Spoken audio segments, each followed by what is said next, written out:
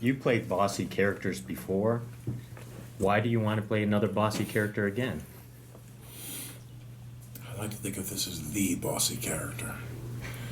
The bossiest of the bossy characters. I really don't think about it that way. I think about it in terms of, what's good material. And a lot of times people will send you a script. I do this much less so than I used to, but you want to go to work. The timing is right. Maybe you've had a couple months off, you want to go to work. You read a script and you go there and you think to yourself, well, we'll fix it as we go along. Which I always say is like, we're going to fix the car when we're driving the car. And when you get a piece of material that you have a lot of faith in and you're really very confident about, it's a good movie and you think you can play the part. I don't really think about it in terms of my likability quotient. I mean, there's actors who won't play certain parts and they don't want to play certain parts that are outside of a certain box that they're in, and I appreciate that. Maybe I should have done that years ago.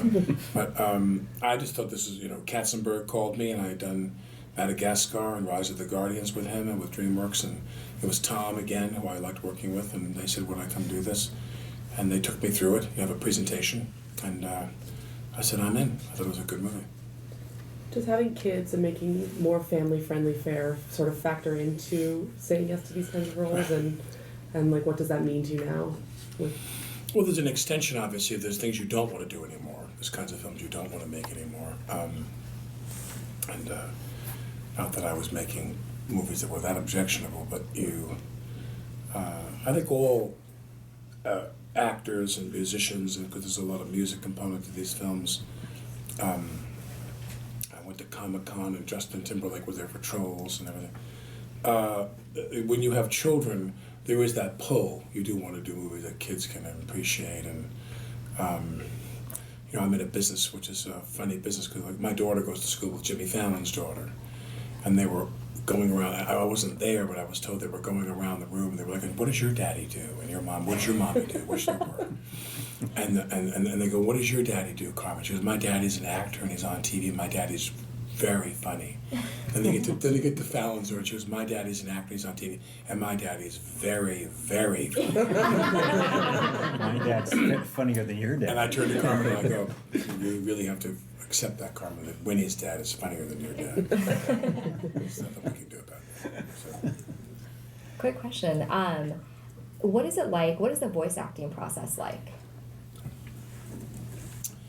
I think you work with them. They think that you've demonstrated some ability to do something in the neighborhood of what they want, and it's a process of a couple of sessions, maybe 2 or 3, where you iron it out, and it's like anything. I was talking to Megan Mullally in a podcast interview I did with her about how everybody in the first season of Will and Grace is unrecognizable from what they are in the third season.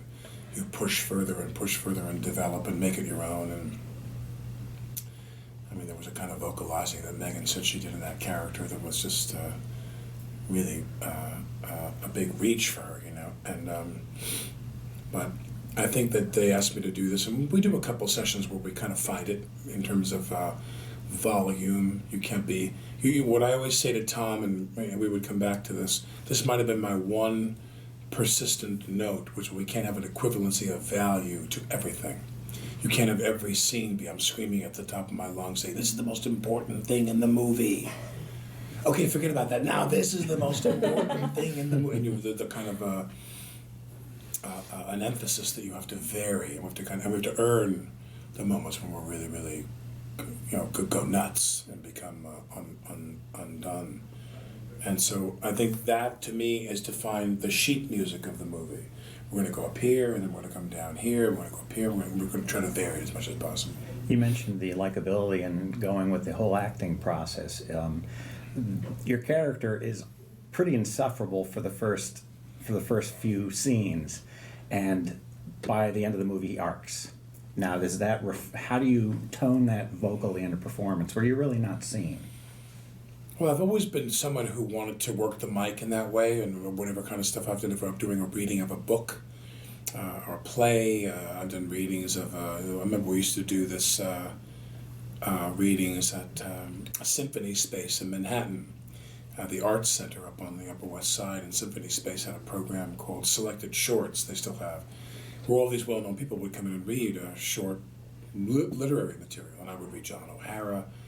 We would do all this different things. I did a bunch of those programs years ago, before I had kids again, and when I had more time. And and when we do that, many people just read in a very kind of a certain style, and then other people kind of act it and get into the mic and try to delineate between what's the copy and what's the quotes, the performance of the character in the piece. So I've always been very, very interested in doing that and finding the highs and the lows of your voice in terms of volume, in terms of emphasis, in terms of pace.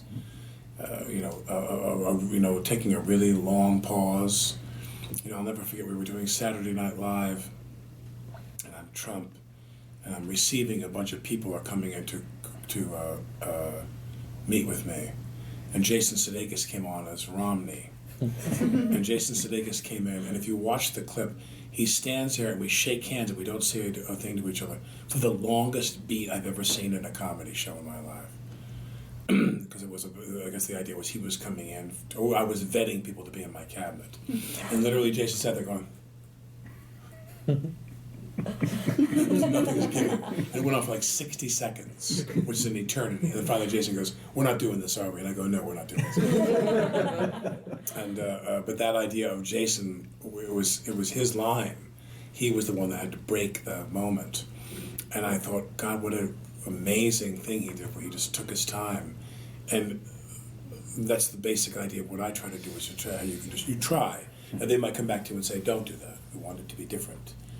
Don't do this dialect." We did a lot of dialects, We created our version of Boss Baby being playful and doing silly things. We had a character we wrote called Senior Bacon. I took a piece of bacon off a plate and I put it under my mouth like this, so I got a mustache. And I was like, "Hello, I am Senior Bacon." And I did this whole crazy improv thing, which was really funny, but funny is one thing, but does it fit into the film? So that got cut out. And although we may do a whole Senior Bacon film, I think that would be really, really wonderful. I would love to play Senior Bacon. Really very funny. But anyway, the idea, and the other thing of the idea is, I'm not making the movie, nor do I want to. There's a way this thing fits. These people, the men and women that do this, know what they're doing, and I come in a highly collaborative process and make my contribution, and someone else makes the movie, thankfully, because Tom knows you got to give this movie the stick all the way to the finish line, and then you slow down at the end to have the heartfelt moment. But they pace this thing up like, I don't need to tell you, they pace it up in a way even I couldn't believe it. Perfectly. I said to Tom at one point, I go, "Don't you want to slow down the movie?" They were like, no. You played a boss, you played a boss for so many years on 30 Rock. Did that help you with your character on Boss Baby? I think so. I think that Boss Baby, the character, I feel funny talk about him like he's Willie Loman here out of Arthur Miller. But I think the Boss Baby character is even more Machiavellian than Donaghy was on that show. Because Donaghy was somebody who you always wanted to surf or kind of slalom the public-private membrane. So when I'm in public, I think I know everything and I'm talking to people, I'm very confident. And then when I'm home alone, I'm like, "Oh God, I'm a mess. I don't really know what I'm talking about, and I'm filled with fear and insecurity."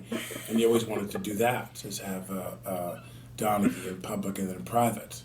And I think that Boss Baby is the same in public. It is completely self-reliant and self-motivated. So when did you know you wanted to be Boss Baby? When did I know I don't follow what you mean. Like, when did you know you wanted to take the role that you did? Oh, well, I guess when they came to me and they offer you the part, I mean, you don't say yes to every part. I mean, you say no to most parts, but they do a presentation. You sit down and go through that with them, with Jeffrey and because Katzenberg still owned the company back then when we started. That's how much time it takes. In the time we've been doing the movie, Katzenberg sold the company, which was kind of amazing. I sat down with them, and I'd worked with Tom and Ramsey, Naito, and I think I always say yes because it's not, time-wise, it's not that awful a commitment. The challenge is to maintain a kind of truth to the character over years of time. I do a session, I don't see them for a couple months. I do a session, I don't see them for a couple months. I might see them in 6 weeks, I might see them in 12 weeks. And getting back into the studio and getting into that boss baby mindset. Because to play these characters, you might come to work, I know this sounds funny, but you might come to work and you just don't feel like being that guy that day.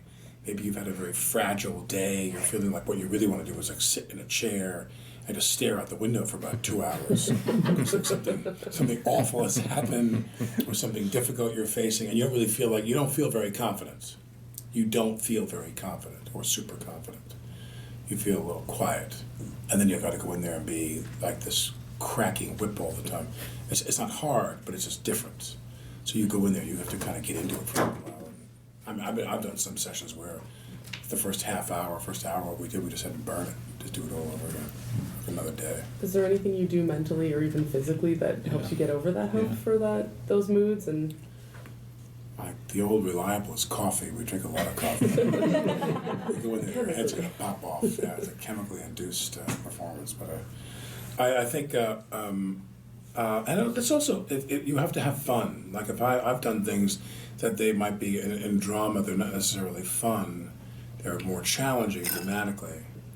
You get involved, you get in front of a movie camera, and it's hopefully, I haven't always gotten this right, it's more what you don't do than what you do. It's really laying back, and you're not telling the story, the director, the camera. You just have to be there and be kind of quiet, if you will, or contained. And you don't have to do all the storytelling with your acting. But with things like Boss Baby, you have to infuse it with some degree of fun. You have to do, even when you're crying, there's a way you cry.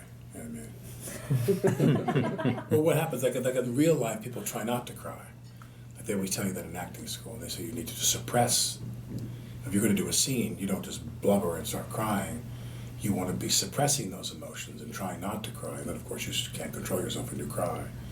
But in a real scene, in a real drama, you're trying to manage your emotions. And in Boss Baby, everybody is like right out front with their emotions. And Boss Baby's like, oh God! You're just screaming and crying and feeling sorry for himself. And Boss Baby feels sorry for himself a lot because people won't do exactly what he wants them to do. But I think you have to make it a little silly. You want it to be kind of truthful.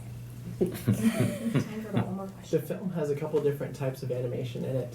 Did you see character mock-ups or what Boss Baby would look like before you voiced it? Or he showed me some of that, but I have the same attitude, I must say, toward that as when I do a film, which is I look at it and I take it in, but it doesn't really affect what I do. You know what I mean? Mm-hmm. They're the ones doing the. I always sit there and go, oh, maybe his eyes should be blue. Maybe my eyes are green. And I never do that. I never give them my opinion about the visual. I never go, Boss Baby's head is really, that's a really pretty, you're really pushing the limits there with the size. The head-to-body ratio is really a lot. You know, his head looks like a sofa, like a piece of furniture. Whatever you say, whatever you think, I don't get involved in that at all. I mean, all I do is just do what I do, which is to try to make him sound like this lovably desperate person. If the script and the timing were right, would you consider doing a sequel? Oh, yes. I mean, I think when you have a movie that has been as successful as this one has, that would be great. I'd love to do that. That would be wonderful. Maybe Senior Bacon comes there. We'll see. We'll see. They have no shortage of ideas, so I'm sure that they have that up their sleeve. But I'm very grateful for the success of the film because, as you know, there's a lot of films that come out. You go to festivals and you see films and TV pilots, for that matter, that are very good, and they don't make it.